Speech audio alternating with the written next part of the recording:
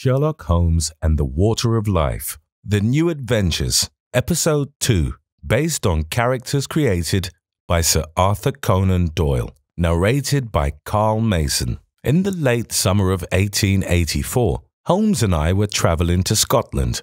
On official business, Holmes had received a telegram requesting his help with a case, and to my surprise, accepted it immediately. We weren't given much information, but Holmes reassured me, "My dear Watson, our client appears to not spare any expenses nor efforts, and this case could be just the challenge I was looking for. Pack your bags for a climatically refreshing sojourn to the northeastern foothills of the Highlands." Our 2-day journey began at 10 o'clock sharp at King's Cross Railway Station in London. The Flying Scotsman, a long-distance train that rightly deserves its name, took us to the Scottish capital of Edinburgh in fewer than 8 hours. Once there, we had to make a stopover. Our client had booked us comfortable accommodation at the Waverley Hotel, not far from the railway station of the same name. The hotel is on Princes Street, which more or less divides the old town to the south from the new town to the north. We resumed our journey the next morning. The train to Aberdeen did not run quite as quick. It took around 3 hours to get there, during which Holmes showed no interest for the passing landscapes, buildings, or ruins. He pored over chemical studies, taking notes as if they were of critical importance. When I once dared to ask him what he was doing, he just stammered discontinuous distillation and bowed out from our universe again. From Aberdeen, where, to no avail, I attempted to evoke enthusiasm in my friend for how the buildings made of granite glistened with a silvery sheen, or at the very least, for the beauty of the North Sea coast, shaped by the tides, we took a branch line to Dufftown, our final destination. On the last miles of a very slow and long ride, Holmes was finally ready to share some details of the case. Mr. George Cowie, the rather elderly owner of the Mortlach whisky distillery, was the man who had sent the telegram, urgently requesting our, or to be honest, Holmes's presence. He underscored his wish by including an offer for generous compensation. "Holmes, I cannot yet share your optimism that this case could turn out to be a profound one," I explained. Mr. Cowie received a threatening letter demanding that he give up his business. To me, this sounds like provincial parochialism or hypocritical puritanism, expressed as a simple prank. Holmes nodded. "Fair enough, Watson. Upon first inexperienced glance, your opinion may contain a certain degree of speculative merit, but you best stop thinking in such frivolous terms at once." Without warning, Holmes actually knocked my baffled forehead with his right fist and continued, "Mr. Cowie takes the matter very seriously, as conveyed by his tone and financial offer. If it does, in fact, turn out to be a prank carried out by a local religious zealot or confused moralizer, then so be it. But I'm expecting more." "Yes, but what?" I asked. Holmes smiled. "Death and decay, my dear Watson. That is what the letter is promising. What a fantastic prospect for an investigative diversion." "Holmes," I added suspiciously, "don't tell me you've ingested that cocaine solution of yours again." He shook his finger and his head. "Not necessary. Spiritual substitution, Watson. There will undoubtedly be more than enough of that where we're going." Having misinterpreted him, I briefly thought of a whisky storehouse. But naturally, Holmes was talking about his thoughts. He was not terribly fond of Scotch. From time to time, he enjoyed a glass of Spanish or French brandy. Other than that, indulging in high-proof spirits was not among his habits. Meanwhile, we were approaching our destination. Through the large train window, we could see, it was really mostly I who saw, the impressive ruin of the 12th century Balvenie Castle, located at the edge of Dufton, from which the region was once ruled. The town itself lies in a bowl-shaped valley through which the river Fiddich flows, as described by its old Gaelic name Mortlach, which now is only borne by the distillery. Originally said to be a Pictish settlement, one of Scotland's first Christian parishes settled here in the early Middle Ages, even becoming an important episcopal see for a time. The town has only been called Dufton for around 70 years. Merited veterans of the Napoleonic Wars, glorious victors of Trafalgar and Waterloo settled here and changed its name after the 4th Earl of Fife, James Duff. Today, no more than 1,300 people live in Dufton and its surroundings. Naturally, I should have known better than to supply Holmes with this historical and demographic information. Fascinating, he remarked after my lecture. Fascinating with which trivialities you weigh your brain down. Any discussion on the qualification and evaluation of important, less important, and entirely useless knowledge had to wait, since our train was already pulling into the small Dufton station. I rushed to the door with our suitcases, as our journey would soon take us further to Inverness, where Macbeth was said to have killed King Duncan, at least in Shakespeare's brutal imagination. While I was waiting at the exit with our luggage, Holmes rose leisurely after the train slowly came to a halt. We were stepping down onto the narrow platform when a perhaps 45-year-old man approached us. On the outside, he looked like a burly Highlander, dressed rather unfittingly in work clothes. When he spoke to us, we sensed the sound of his Scottish accent needed some getting used to. "Hello, gentlemen, Mr. Holmes and Dr. Watson?" he asked straightforwardly, and stretched out his hand to me first. I hesitated briefly, then dropped the suitcases on both of my sides and returned his gesture. "Good day," I said, and shook the man's hand. "I am Dr. Watson, and this is Mr. Sherlock Holmes, consulting detective from London." Holmes nodded, quietly suggesting that he would like to forego any greeting formalities that involve physical contact, a continental extravagance, as he puts it. "My name is William Grant," the man explained. "Mr. Cowie sent me to collect you from the railway station." He picked up both suitcases and turned around. "If you would follow me to the coach." The coach, which stood just a few yards away, was a single horse-drawn carriage that looked like it would be better suited for the agricultural trade. Holmes ignored my reproachful glance with some strain. The repercussions of war injuries I suffered in Afghanistan still limiting my agility, I climbed onto the loading bed and leaned against our suitcases, while Holmes took a seat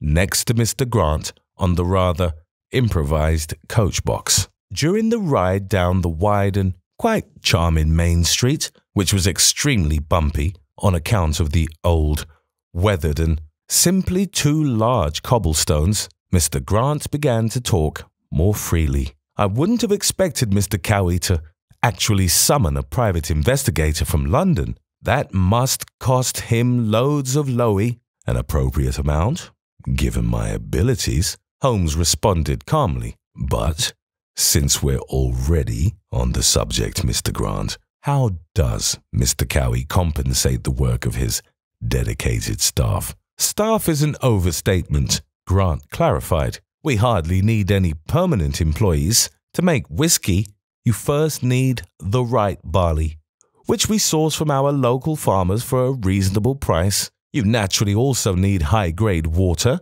clean and clear. We're currently in the process of purchasing our own sources. Then you need a barn for the malting, vats for the mash, and lastly, pot stills for the distillation. Once you have the infrastructure and the technical equipment, the undertaking is not too costly, nor does it require much personnel. Then, of course, you still need a storehouse in which the whisky can mature in oak casks for at least 3 years, which it does all on its own.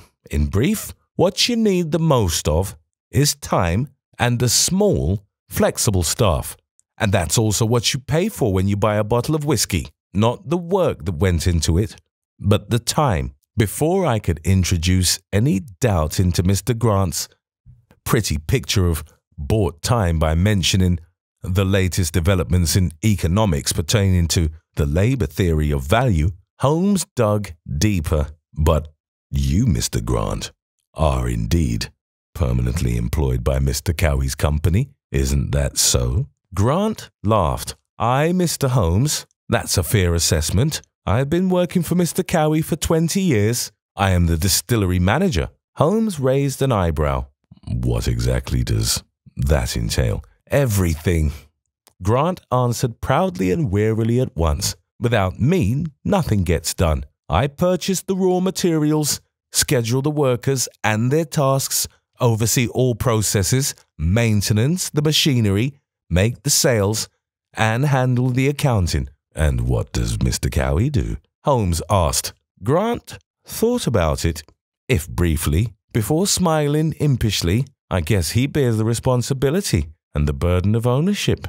After a brief and bumpy ride, the horse-drawn carriage came to a halt in front of a medium-sized townhouse in plain sight of Dufton's distinctive clock tower. This is where Mr. Cowie resided and welcomed his guests. Naturally, his distillery was located a little further out of town. Grant opened the front gate with a key that he had in his possession. He led us past a small foyer, down a hallway, and straight to a large salon, where he asked us to wait for Mr. Cowie to arrive. Grant bid us farewell, telling us he needed to check the storehouse, and left us to ourselves for a few minutes. Holmes inspected the salon, the furniture, and all of the decor. Nothing stood out as unusual to me. I suspected that would be the case, he said after a few seconds. I looked at him, perplexed. What did you suspect? Holmes tiled his head a trifle and began to lecture.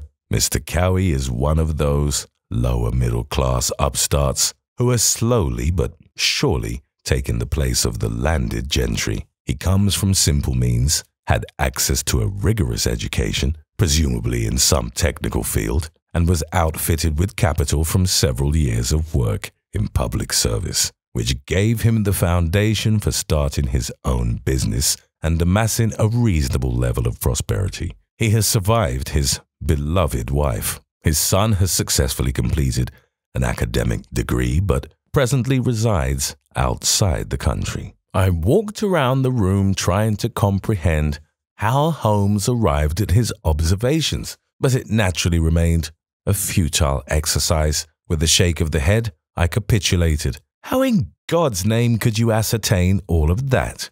Elementary, my dear Watson, Holmes replied. Let's take a look at the furniture. Solid craftsmanship, not cheap, but entirely mismatching. They were purchased rather indiscriminately, without any sense for what goes well together, typical for the nouveau riche. As you can see, Mr. Cowie has little appreciation for art, literature, and the humanities. The book spines of the standard works on his shelves do not show any signs of wear. They serve as mere decoration. The lord of the house is much more interested in technology and architecture. Look at those sketches of railway bridges, rail cars, and train stations.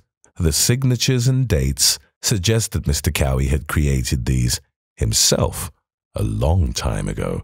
On his desk, there is a framed photograph of a young man. Based on his clothing, the young man, who must be a relative, looks like he just completed his degree when the photo was taken.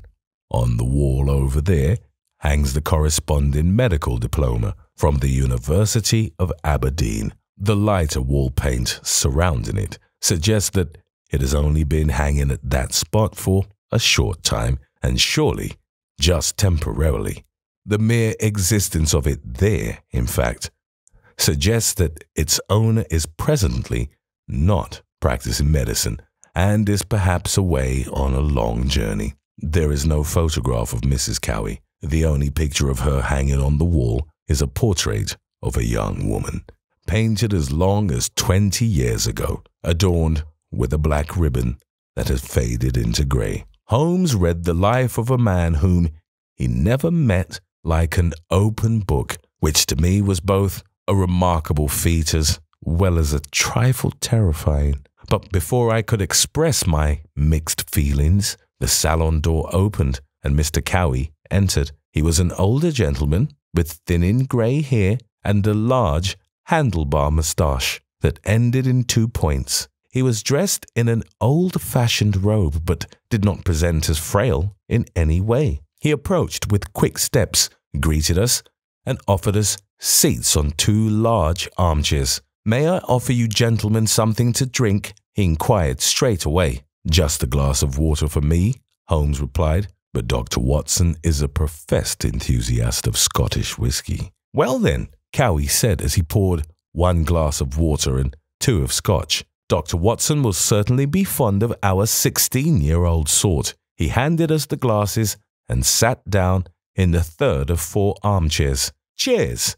he exclaimed, and raised his glass. Holmes and I followed his lead, though while Cowie and I drank, Holmes put down his glass on the side table without having taken a sip of water. I was immediately struck by the superior quality of the whisky I was served. I could get used to this. There was a short pause in which Cowie slowly swayed his glass back and forth pensively before raising it once more. "Do you know what this is? I mean, what a perfectly distilled whisky that has had many years to mature really is?" "Time?" I interjected, recalling Mr. Grant's analogy during the coach ride. Cowie shook his head. "Why, no. The time that has been trapped inside the bottle represents the past. I'm speaking of the future." He raised his glass again. "In my hand, I am holding pure life, an elixir of life in the broadest sense. As a medical doctor, I took issue with this claim. But Mr. Cowie, as a physician, I must remind you that an excess of your elixir of life can elicit addiction, illness, and death." "Not to worry, Dr. Watson," Cowie countered. "I certainly don't produce or sell my whisky to promote drunkenness. No, we uphold a noble tradition, adhering to millennia-old knowledge that Celtic druids passed down orally from generation to generation, and they very well knew what they had. Do you know, Dr. Watson, what the original Celtic word for whisky signifies?" "I must admit," I answered, somewhat abashed, "my Gaelic is a trifle rusty." "The English word whisky," Cowie explained, "comes from the Scottish Gaelic Uisgia Beha, which simply means water of life." He took a sip and let his words sink in, then continued, "I am now over 70 years old, and my daily ration keeps me young, especially mentally, and I have a vision. My whisky will breathe new life into Dufton and the entire region. We don't have much here, just the usual agricultural work, which hardly yields any profits and, in its present form, seem anachronistic. Then we have mining and the production of building lime, a filthy industry necessary for modern construction, but harmful to humans and the environment. That being the case, the future of Dufton lies in whisky production. My plan foresees our city to become the whisky capital of Scotland. Nonsense! Of Britain, or better yet, the entire world. Blossoming landscapes, jobs, prosperity. The finished plans to expand production are sitting in my drawer. My son, Alexander, who happens to be a colleague of yours, Dr. Watson, is presently in Hong Kong, and we will begin with the implementation as soon as he returns." Cowie paused, finished his glass, and turned to Holmes, who seemed to have been listening impassively and quietly. "Now tell me, Mr. Holmes, who could have anything against us bringing Dufton into the future? Who could be threatening to sabotage and ruin my business and make an attempt on my life?" Holmes was suddenly wide awake. "Would you please show me the letter you received?" "Naturally," Cowie replied. He took a twice-folded note out of his breast pocket and handed it to Holmes. He skimmed the text and read some passages out loud. To the tyrant, last warning, close the distillery. Leave the city, otherwise you will meet your death. Holmes raised his head and looked at Cowie with a serious expression. You absolutely did the right thing in calling me. This is undoubtedly a very serious matter, which one should approach with utmost care and precaution. Watson and I will begin our investigation immediately. Cowie nodded, satisfied. Thank you, Mr. Holmes. The Mortlach Distillery has been in operation for 60 years, since 1823. I became involved in 1853 when I left my job as an engineer for the North British Railway Company. In 1867, shortly after the unfortunate death of my wife, I became sole proprietor. I don't want its history to come to an abrupt end, especially not with my violent death. If that were to happen, however, Mr. Holmes, I would kindly ask you to bring down my murderer. It would certainly be my honor and pleasure. Holmes replied, however, that won't be necessary. I intend to put a stop to the perpetrator's game before it comes to that. After Cowie showed us to our rooms, Holmes and I parted ways. Holmes wanted to look into Cowie's business records and tasked me with accompanying Mr. Grant on a tour of the distillery. My personal interest in whiskey, I must admit, is limited to the end product, and I can only muster up so much enthusiasm for the process and technical minutiae of its production. I sensed that Mr. Grant was astutely aware of my feelings during the tour of the facilities. Do not despair, Dr. Watson, he said, winking. We have already seen the centerpiece of our production, the copper stills. If you wish, we can finish the tour with a look at the storehouse and the filling system. The subject matter will then become, how shall I say, more practical in nature. Mr. Grant presented as a pragmatic who worked hard and clearly knew everything there is to know about whiskey production. As a matter of fact, he was also quite fond of indulging in the good stuff himself. At the end of the tour, he requested I accompany him to his office. It was sparsely decorated with a simple table, 2 chairs, and improvised shelves full of ring binders. He invited me to sit on one of the 2 chairs, took 3 unlabeled bottles and 2 glasses out of the cabinet next to the door and set them down onto the table. Now, Dr. Watson, he began as he seated himself, let's get to the pleasant part of the tour. He opened the first bottle and filled both glasses. The drink had yellowish color. This is our basic product, our 3-year whiskey. It's minimalistic, a bit rough, very straightforward, Scottish through and through, not fit for an English dandy,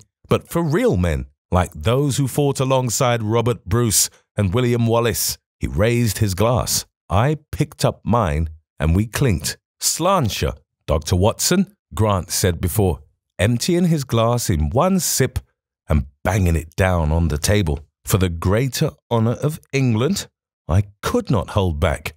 Cheers! God save the Queen, I cried, and also drank up in one go.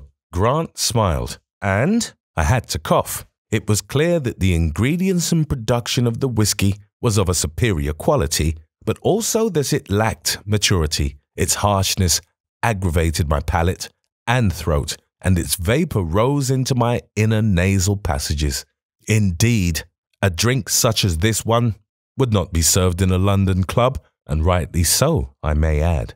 Most invigorating, I assessed after having collected myself. Grant grabbed the bottle. Another one? Gladly, I replied without hesitation. As he filled our glasses for the second time, I attempted to steer the conversation to my own advantage. Mr. Grant, you avoided answering me this at our first meeting. How would you judge the conditions and compensation of working with Mr. Cowie? If you promise, Grant began, that our conversation will remain confidential, I will be honest with you. I nodded yes, and he continued. As I see it, Mr. Cowie is an exploiter and oppressor. I was taken aback by his characterization. I just met Mr. Cowie today, I said, and he gave me the impression that He regards himself as a philanthropist. He has grand plans, wants to create jobs. Grant made a dismissive motion with his hand. Profit is what he's after, the old leech. He drank down his glass, again in one sip, and again, wanting to keep up, I followed his lead. That's rather harsh, I said, gasping for air. Would it be so bad if the distillery developed into a flourishing, large business that could provide a living for many in Dufton and its surroundings? Grant shook his head. The prices we pay our farmers for their barley is hardly enough for them to survive, and we're already taking a good 30% of their better harvest. The distillery workers only have short-term contracts and are regularly without work or income. That's Mr. Cowie's business model, but as his distillery manager, you support him. Why? I asked. As he poured us a third glass, Grant explained, That's true, Dr. Watson. I do, but I have my own plans. I'm saving every penny that I don't need to survive, and in 2-3 years, I will open my very own distillery. This time, I was first to raise my glass. I wish you much success for your endeavor. We clinked glasses and drank up, but it will hardly please Mr. Cowie to lose his most valuable employee, especially if that employee is preparing to become his competitor. Grant nodded. Of course it won't. He wants a monopoly. He wants to be in control of everything and everyone. Everyone should be dependent on him in every way.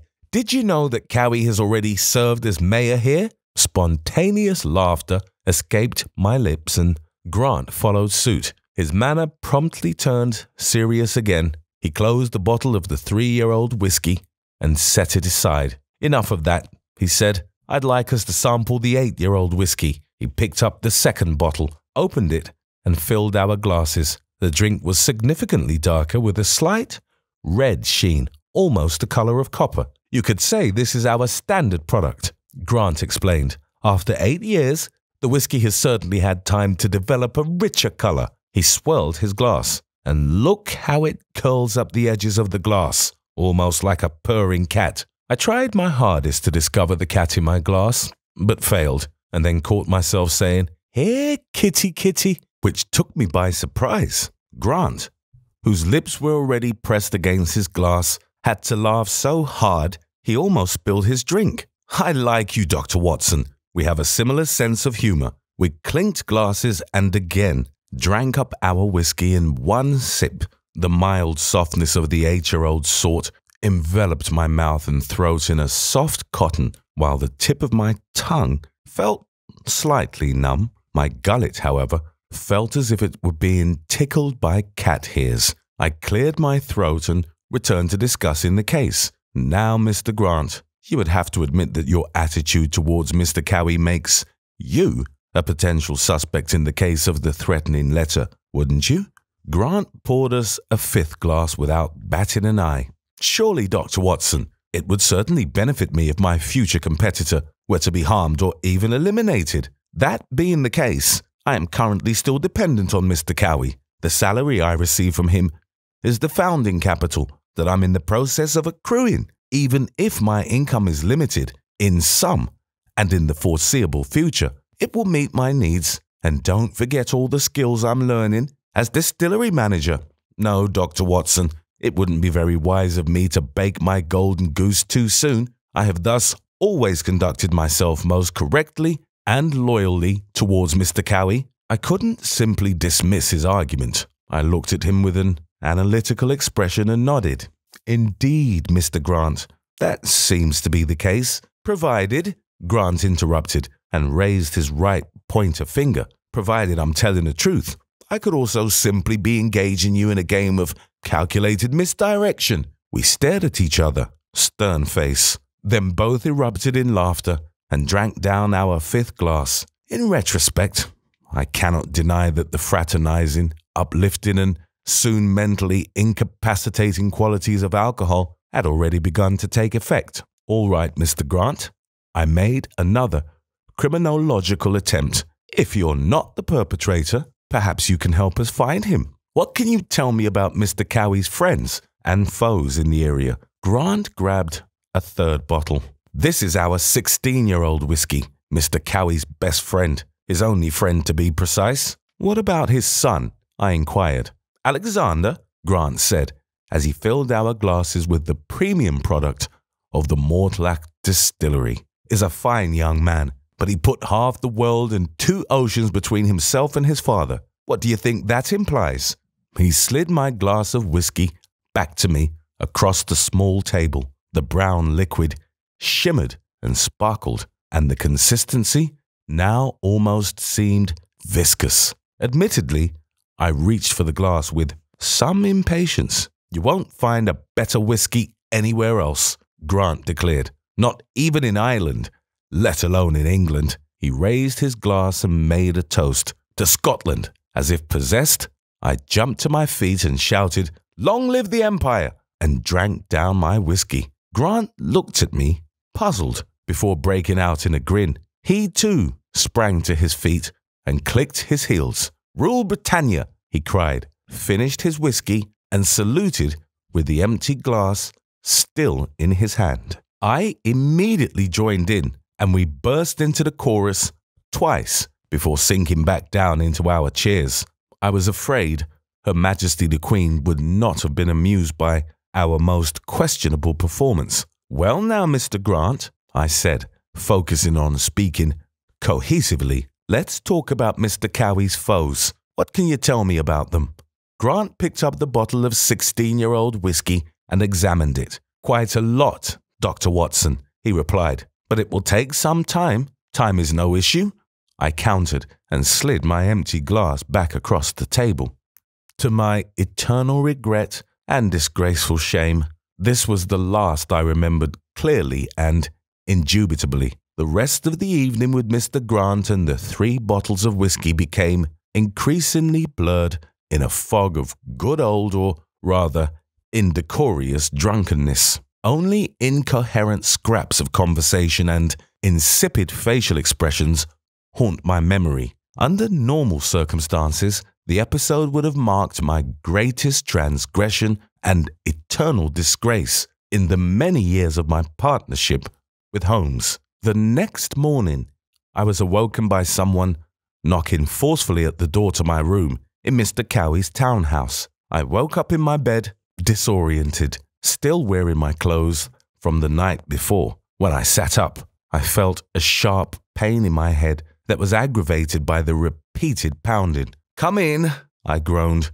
"But in heaven's name, would you please stop knocking?" Holmes entered and approached my bed, where he clearly scrutinized me. "Excellent, Watson," he said. "You're already dressed. How are you feeling?" I sat at the edge of my bed. At least, it seemed I had taken off my shoes last night, and stammered, "Water.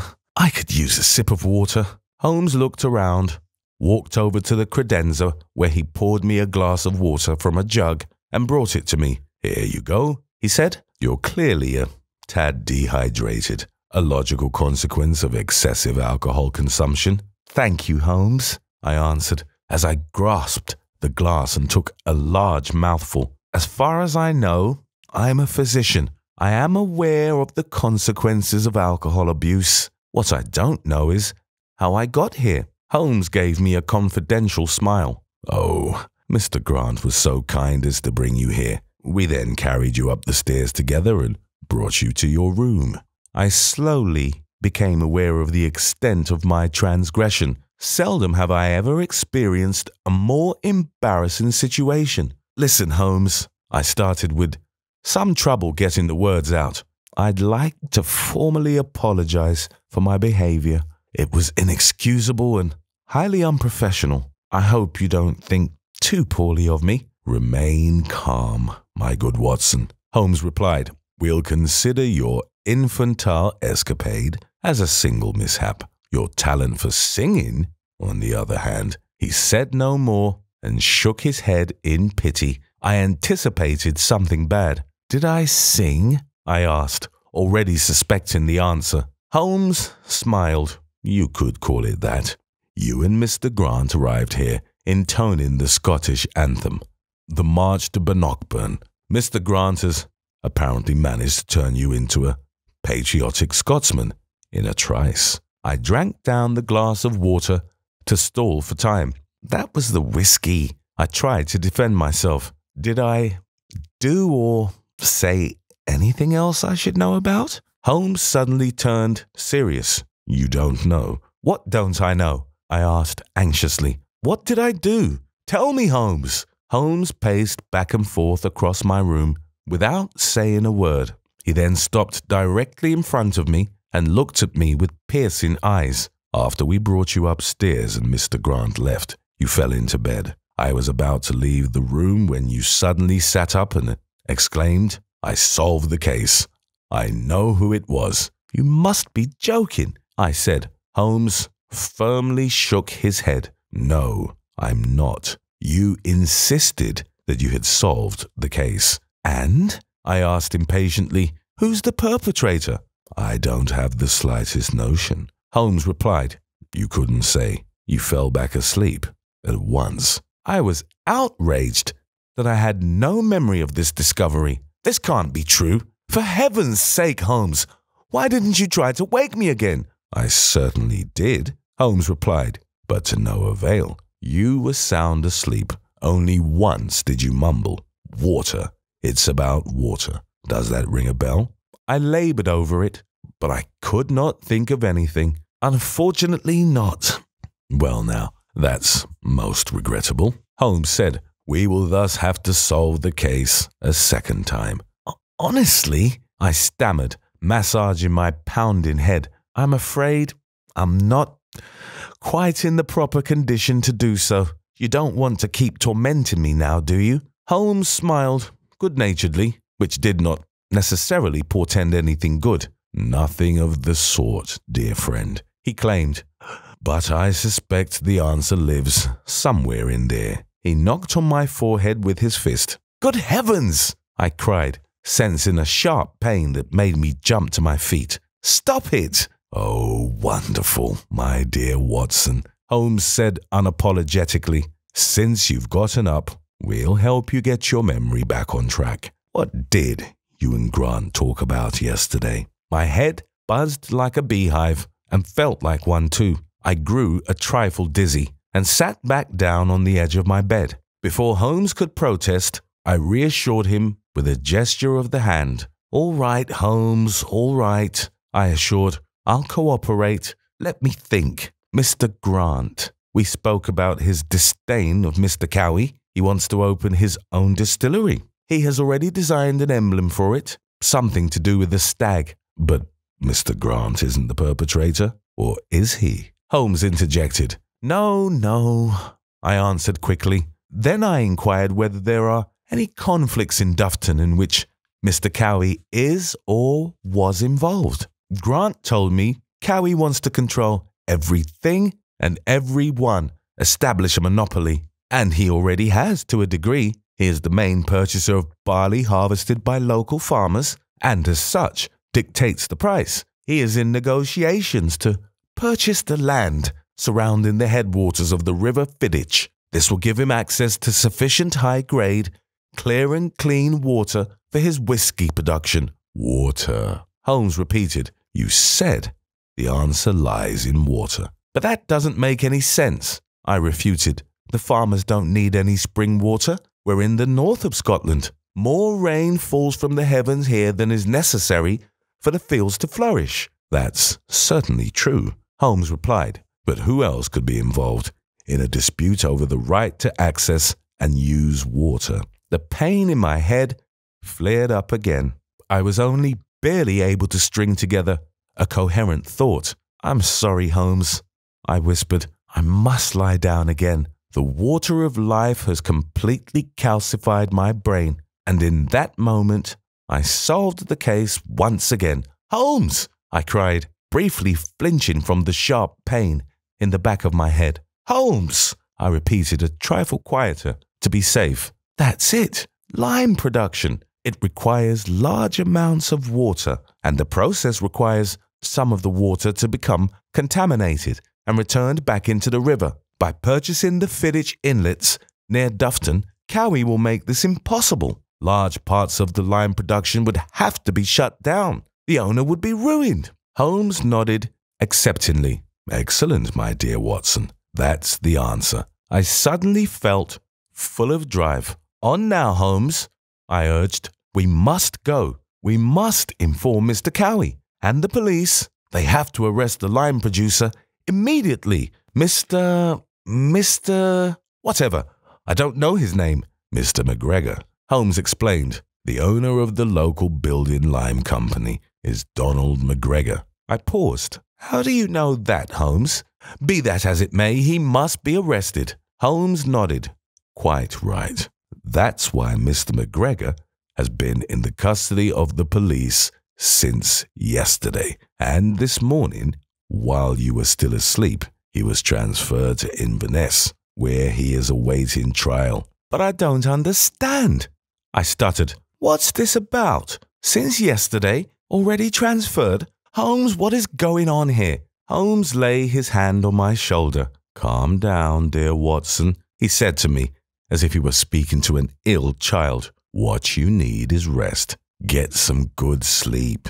You've had a rough night. Our train to Aberdeen is departing in the early afternoon. I will wake you in time and explain everything." At 2 o'clock in the afternoon, on the spot, we were sitting on the regional line departing from Dufton. The case was solved, the perpetrator in custody. Mr. Cowie, thrilled by the positive outcome to his predicament, kept his promise of a generous compensation. As the train left the station with several blows of the whistle, Holmes made a quite content impression on me, only I was not so sure of what to make of the whole thing. Relieved from the worst of my headache and somewhat clear-minded, I tried to make sense of the events that occurred in the past 24 hours.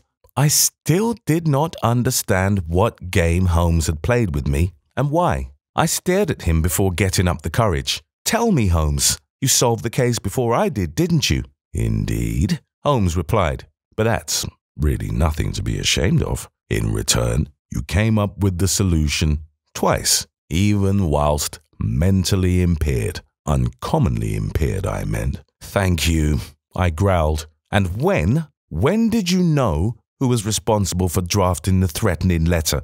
"To be honest," Holmes explained soberly, "it wasn't that difficult. I found the perpetrator right after you had left for the distillery yesterday afternoon." This was what I had feared. All of my endeavors, not to mention the escalatory whiskey tasting, were entirely superfluous. "And how, Holmes?" I sighed. "Did you find the perpetrator within just a few minutes?" "Well, Mr. McGregor made it quite easy for me. He apparently lacks any talent for crime, which is somewhat disappointing. I simply looked at Mr. Cowie's business correspondence and, as expected, soon discovered several letters written to him that contained handwriting which, in its most distinctive parts, matched that of the threatening letter. There was thus no need for any further graphological analysis.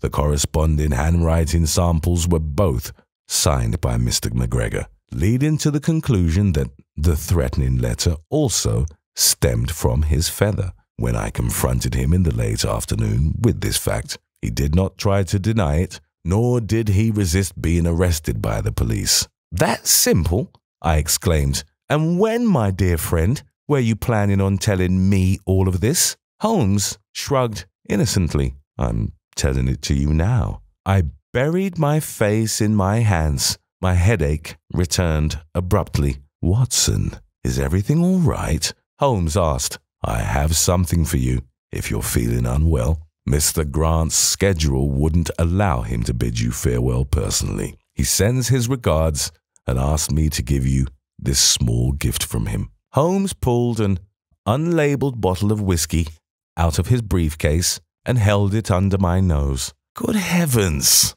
I moaned.